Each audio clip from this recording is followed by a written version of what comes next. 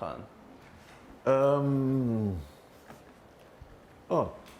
Wat is dit? Je bent bokser. Nou, dat is een MMA-glove. En ik heb hem meegebracht omdat het is eigenlijk tweedelig hoor. De eerste is, kijk, ik heb geen Anthony Nesty gehad in mijn leven. In mijn sportjournalistieke leven. Ja. Wat ik wel gehad heb, is Biggie Boy. Ja. Weet je hoe fantastisch het voor mij is als jarenlang fan van de UFC, dat de snelst groeiende sportorganisatie in de wereld is. En dat ik kan zien dat een Surinamer echt van hier, echt van Rens, op de wereldranglijst staat, op de 3e plaats. Maar dat hij ook gewoon daar staat en oud wereldkampioenen knock-out slaat. Ja. Dat is fantastisch, dat is ongekend voor mij. En een andere reden is, kijk, ik ben relatief breed. Ik kan veel over heel wat sporten, ik weet veel over heel wat sporten.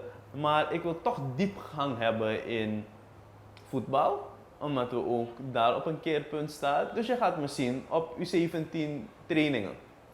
Ik wil precies weten, wat zegt een trainer? Wat laat ze tikken? Wat heb ik gemist? Want wanneer ik een voetballer interview, wil ik wel een beetje diepgang hebben.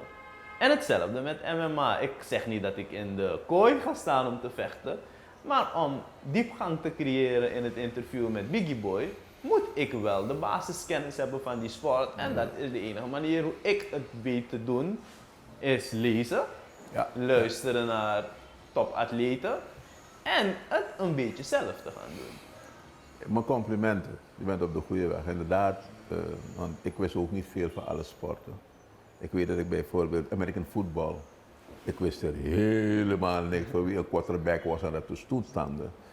Maar met behulp van de Amerikaanse ambassade, want we hadden maar 1 STVS met 1 schotel, kwamen ze naar de wedstrijden kijken in de studio.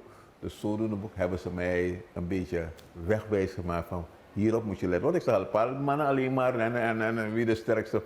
En zij hebben de spelregels toen doorgegeven. En dat is het mooie van het steeds verdiepen in de sport, waardoor je ook door je commentaar onze sport op een hoger niveau kan brengen. En dat is mooi, ook met de U17 wat je bezig bent te doen. We gaan mooie tijden tegemoet, maar we moeten echt alle ogen, alle hersenen, alles moet naar 1 punt gericht zijn. Dat we omhoog gaan en dat Suriname het beste halen. Maar het is natuurlijk wel belangrijk voor ons als vakmensen om te weten hoe we research doen. Weet je, ik consumeer bijna elke dag minimaal 3 uren aan het luisteren van podcasts. Dat is nu redelijk in. En ik zoek zelf ook. This is another Supreme production. Supreme TV. To entertain, to inform, to inspire.